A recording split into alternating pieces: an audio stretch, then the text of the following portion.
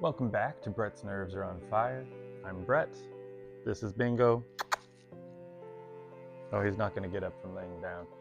As I mentioned, he's into the loungy lifestyle. This is going to be a little bit about how I dealt with that diagnosis. You know, it hits you hard. It's a disease that's going to be with you for the rest of your life, and I think it took a bit for me to really deal with that concept of this is with me for the rest of my life. The first person I told was my wife, and I came home and we just looked at each other and knew that this was going to be a big deal for us. After telling her, I started to tell my family, and telling them that was actually really hard. There were some tears shed just because we didn't know. I didn't know. I had done a lot of research on the days coming up to that official diagnosis, just trying to find out what is MS. One would think you get that diagnosis and you're in the middle of a flare-up. That flare-up where there's active lesions in my brain, you'd think you'd want to get that treated and dealt with right away. But no, I love science. And in this case, I got to be part of the science. I was able to connect with some people from University of California, San Francisco, to be part of a longitudinal study. I had to make sure that they did their first full body workover, and that all had to be done before I started treatment. So I actually had to wait roughly a month. During that time, I was okay, but life was a bit weird.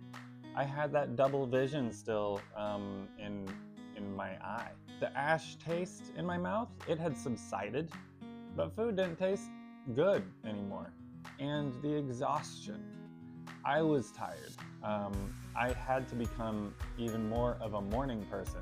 My battery was low by 2 or 3 in the afternoon, so I would try and wake up and get to work pretty early.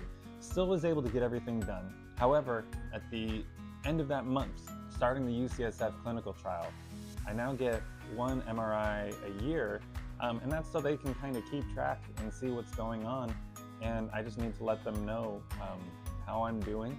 But after getting that initial workover, I finally got to treat MS. So there's 2 parts to that. The first part was calming down the inflammation that was currently going on in my brain. I had to take prednisone, it's a steroid, and I had to take 24 pills every morning, 50 milligram pills, for 3 days. It's only 3 days, but 24 pills is a lot of pills, and they weren't nice gel cap pills. They didn't go down that easy, and it was pretty hard to take that. But I gotta say, after day 1, things got better. Oh my gosh. I definitely felt like, the prednisone superhero of the world. My hip, that had still been bothering me for years at this point, all of a sudden got better. I could walk again. Also, the degree of fatigue, that subsided a lot. But calming down that flare-up, that diagnostic flare-up, that was incredibly important. Now, I have relapsing remitting multiple sclerosis. It means that I've had a relapse. This isn't the first time. And when I was going over my MRIs with my doctor, you could see these lit up lesions, and then you could see scarred tissue areas, these dark areas where there had been a lesion at some time in the past. And we don't really know when, we don't really know how long I've had MS, but this isn't uncommon. And there's people that have MS that don't even know it because they've never had an MRI to check. And there's never been symptoms drastic enough for them to really seek that level of help. There have been many wonderful scientific breakthroughs in multiple sclerosis. After I took those 24 pills a day for 3 days of prednisone, I got to start my actual disease-modifying therapy. So I like to do my own research. I trust my doctors, but I do like to do my own research, and I am a scientist. So I dove deep into the different clinical trials that are available. You can find them at clinicaltrials.gov. And when you go and you look at those clinical trials, you can actually interpret that data and see what medications or what disease-modifying therapies people have used and what kind of results have come from it. I chose Kesimpta. This is a B-cell depleting antibody drug. At the time, I actually worked for a company that made antibody drug conjugates.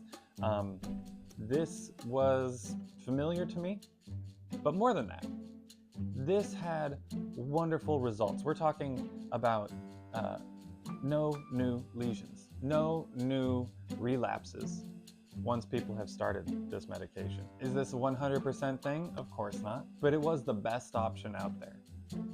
Initially, my neurologist had recommended a different drug, and although it has been shown to work, but not as much as the B-cell depleting drug. Now, the B-cell depleting drug is considered a more aggressive therapy.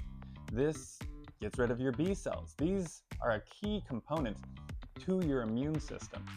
They're not the only branch of your immune system, but they sure do a lot. In this case, they were doing too much. So I had to get rid of a nice chunk of my B cells. CD20 is protein on your B cells, and it is targeted by this antibody drug. I started to take this, and it's once a month. I have to take a little shot in my leg. I do it at home. I've been going now for 2 years, and I haven't had any relapses. I'm not free from symptoms. However, I'm doing much, much better now that I am on this disease-modifying therapy. And I am so happy that I am on this particular disease-modifying therapy. And, you know, the next battle after that was, of course, dealing with insurance. Insurance companies don't know the drug that you're taking. They're not familiar with it. You need to be your own advocate. I found that out the hard way through many, many, many hours on the phone with my insurance provider, trying to let them know, hey, there's a particular regimen of these drugs. If you end up taking Kesimpta, if you have MS and you decide to go with Kesimpta, it's once every 28 days. I think I said once a month earlier. 28 days is not a month, it's a little bit short. You know, I had to go through that with the insurance companies because they were saying, oh, well, once a month you're gonna get, like, well, 31 days is not 28 days. You guys are slowly putting me off the schedule that I need to be on. They eventually got the idea, but it took a long time to get there. Initially starting Kesimpta, you actually take a dose once a week for 3 weeks. I had to let them know again, this is not something that I can just take once a month. They didn't realize that those initial doses were once a week, and then at the end of those 3 weeks, I have to go on to once a month. That really is 4 weeks in a row of taking this. But I had to argue with my insurer to make sure that I kept on track. After that, it's once every 28 days, and I had to make sure they were going to send it to me so that I could take it on time. Once I was on dose 5 or 6, a couple months in, they got the idea. They understood that I was not going to be deterred. I was on the phone with them, with someone from the company, to make sure that I was going to have these drugs. Now, it's really unfortunate that we have a system like this, but it is what it is. I'm now on a wonderful disease-modifying therapy. This is modern science working well. What was going to happen in my near future, my far-off future, I don't know. But one thing I do know is what a world we live in, because I was able to get onto this amazing disease-modifying therapy. I was able to get involved with a clinical trial, and on top of that, I got introduced to wonderfully brilliant scientists at UCSF. So pay attention for another video coming out soon to talk about how I actually got involved in a clinical trial. Not the longitudinal trial, but an actual clinical trial where they were testing out a drug on me. Again, I get to be the experiment. So, if you have a dog around, give him a hug for me. Or for Bingo, although he doesn't like other dogs. He doesn't like most other dogs. He's very much a solo guy. Have a good day.